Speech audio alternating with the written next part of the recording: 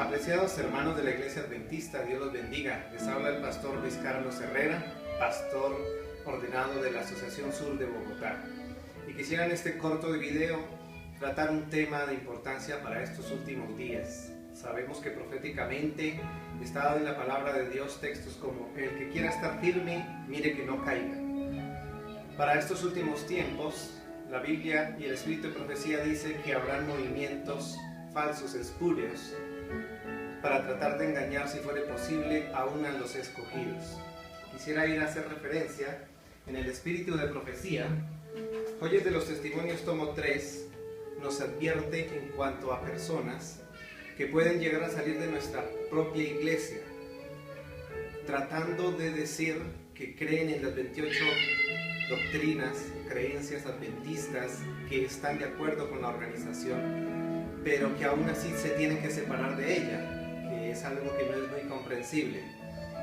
Esto mismo sucedía en los tiempos de Elena White, y ella, preocupada, escribió esta sección en Joyas de los Testimonios, hablando de que los pioneros ya estaban muriendo y que estaban tomando la obra nuevas personas que lamentablemente por su poco tiempo estaban tratando de hacer una obra más personal que de la iglesia. Dice Joyas de los Testimonios, tomo 3, página 405. El espíritu que impulsa a los hombres a apartarse de sus colaboradores, el espíritu de desorganización, está en el mismo aire que respiramos. Algunos consideran que todos los esfuerzos hechos para hacer reinar el orden son peligrosos y los tienen por restricción de la libertad personal, algo que debe ser temido como el papismo.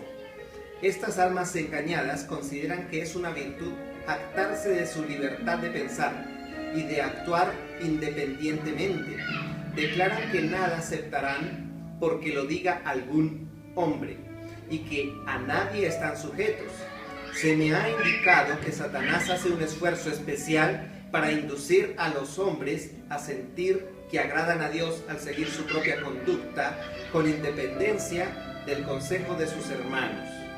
En esto estriba un grave peligro para la prosperidad de nuestra obra. Debemos obrar discreta y sensatamente en armonía con el juicio de consejeros temerosos de Dios, porque es la única conducta que nos garantice seguridad y fortaleza.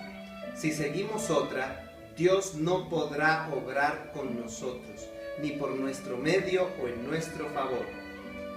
Sigue diciendo: oh, ¿cómo se regocijaría Satanás si lograse tener éxito en sus esfuerzos para penetrar entre este pueblo y desorganizar la obra en un tiempo en que la organización esmerada es esencial y construirá el mayor poder para evitar los movimientos espurios y refutar los acertos que no son apoyados por la palabra de Dios?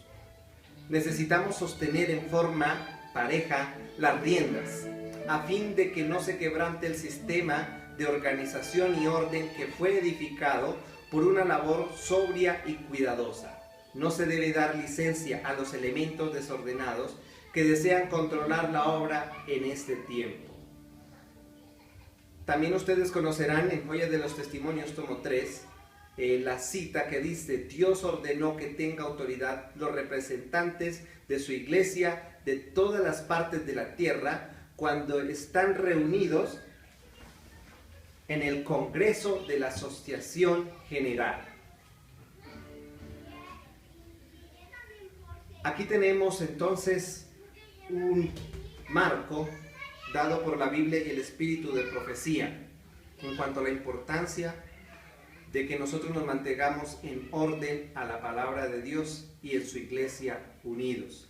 Ahora, ustedes sabrán que hay personas que planean o dicen hacer grupos separados de la iglesia, pero que no son ni disidencia ni apostasía, lo cual no puede ser. O si no, no habría razón para la cual disentir en algún punto y salirse de la organización. Entonces pertenecería a la obra. Yo en algún momento he pensado, si llegase algún momento de mi jubilación, me gustaría organizar entre mis planes alguna congregación donde yo viva, pero lo primero que voy a hacer es organizarla a una de la asociación donde yo pertenezca. No sé qué concepto se crearía en los hermanos o en las personas al saber de que no pertenecen a nada. Y después que crean y sientan que tenemos la misma creencia de una iglesia que sí está organizada. Eso da un sentir de independencia. De todas maneras estamos llamando a un grupo a una separación de un liderazgo. Se le podría hacer estas preguntas a las personas que tratan de hacer este tipo de organizaciones. Primero, ¿vas a crear algún grupo o organización?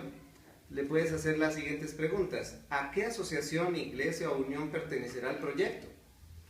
Si se cree lo mismo y si es en el mismo punto de ganar almas para Cristo, entonces, ¿a qué iglesia va a pertenecer? ¿Quién es el pastor que va a estar a cargo también de la obra? Si no es ninguno, entonces debe haber alguna razón por la cual la persona disiente y no ha permitido que este proyecto sea en unión con la iglesia. La Biblia habla de que el que no recoge conmigo, desparrama. Una segunda pregunta se puede hacer: ¿cómo será el sistema de mayordomía? Si alguien llegara a decir que el Señor directamente es el que va a sostener ese proyecto o esa obra, eso inmediatamente está pidiendo ya una ofrenda indirectamente, está pidiéndole a la persona que lo sustente. Es como si alguien llegara a preguntarle en un día normal: ¿vas a almorzar? Sí, voy a almorzar. ¿Y tú? No, pues el Señor proveerá.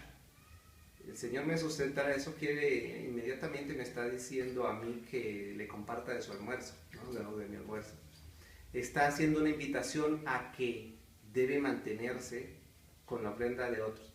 Y ahí estaría cambiándose una de las doctrinas fundamentales de la iglesia, como lo es la mayordomía, con un único altar que es dado para Dios en su obra. No existe ningún otro altar que podamos armar diferente al que ya Dios organizó. Si se cambia algo del tema del diezmo o la ofrenda, ya no se puede decir que se creen las 28 creencias tal cual como un adventista.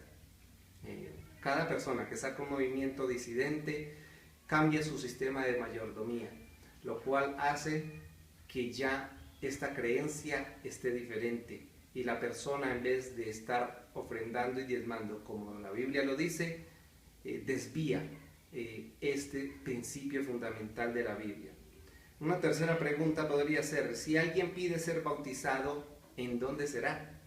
Y si no es en la iglesia adventista tradicional y lo bautizan por aparte, ¿en dónde va a quedar la feligresía? Se puede decir que es adventista aunque lo bautizó una persona que no ejerce como pastor de la iglesia en un grupo que no pertenece a la iglesia, pero que supuestamente cree todo lo que la iglesia adventista cree. ¿O lo van a mandar a bautizar en la iglesia adventista? Es algo que es un tema para analizar. Si es diferente, entonces sí es otra iglesia, indefectiblemente. Ahora una cuarta pregunta: ¿qué pasará con las ceremonias de la iglesia, como el matrimonio, la Santa Cena, entre otras? ¿Las puede ejercer una persona común?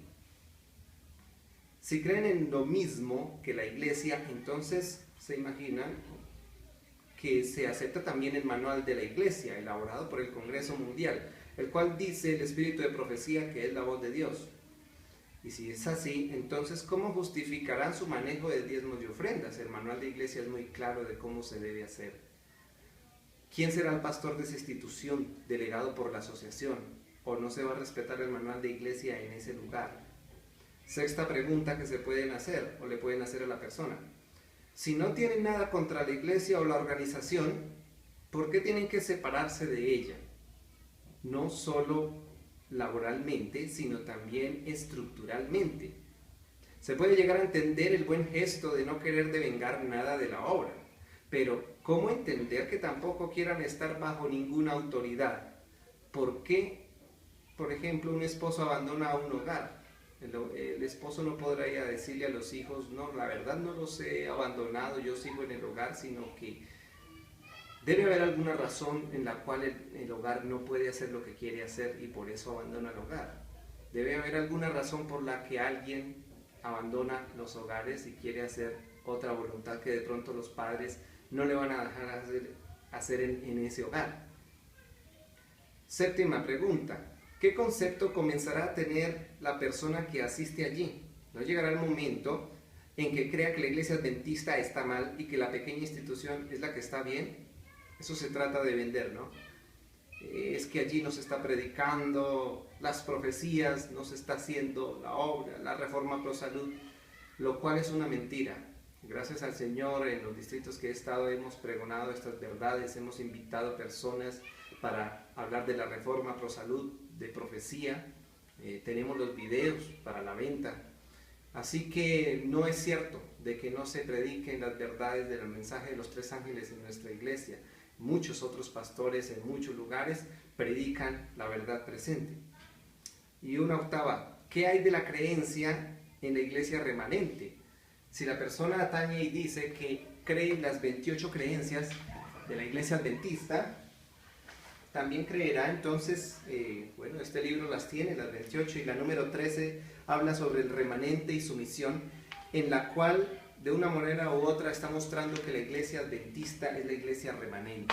Si se tiene que separar, se puede decir que creen en las 28 creencias, incluyendo la iglesia remanente, como la iglesia adventista del séptimo día. Si cambia nada más esa doctrina, entonces ya no se cree en lo que cree la iglesia adventista del séptimo día. Apreciados, el espíritu de profecía habla de que para los últimos tiempos, una de las señales será que en muchos lugares dirán, allí está el Cristo, allí está, y muchos saldrán. Hay muchos lugares donde están presentando a otro Cristo. Dice el Señor en Mateo 24, si dicen que está en el desierto, no vayáis, si dicen que está en la recámara, no salgáis. Hay otros lugares, aparte de la institución que Dios ha dejado proféticamente, desde Daniel 8:14, desde que llegó esa fecha profética para crearse un movimiento que iba a ser la iglesia séptima, la Odisea, para este tiempo final, y que dice en el libro Primeros Escritos, el primer capítulo, muestra allí claramente que esta iglesia adventista saldrá triunfante. Esta iglesia, muestra allí en la primera visión, caminaba hacia la ciudad celestial y que no iba a venir otra más. Esta iglesia iba a salir triunfante, algunos iban a caer, pero la iglesia iba a salir triunfante. Si creemos en esa profecía, no tenemos por qué separarnos. Vuelvo y digo, a veces se plantea como que todo esto se cree y que solamente vamos a hacer un grupo aparte para separarnos un poco de tantos programas y cosas que hacen en la iglesia tradicional y vamos a hacer algo mucho mejor. No existe tal cosa. Dice Juan 10, separados de mí nada podéis hacer. Y Cristo y su esposa, la iglesia, están unidos. Al separarnos de la iglesia, nos estamos separando de la esposa de Cristo. Somos pámpanos, no llevamos frutos por nosotros solos. Necesitamos estar unidos a la vid que es Cristo Jesús, a los pámpanos como su iglesia, para poder llevar fruto. El espíritu de profecía también dice que el Señor no guía ramas separadas, no quiere que nos desintegremos, y Dios no guía a uno allí y a otro allá. El Señor solamente guía un pueblo. El Señor vendrá por un pueblo que guarda los mandamientos y tiene la fe de Jesús. Que el Señor les bendiga.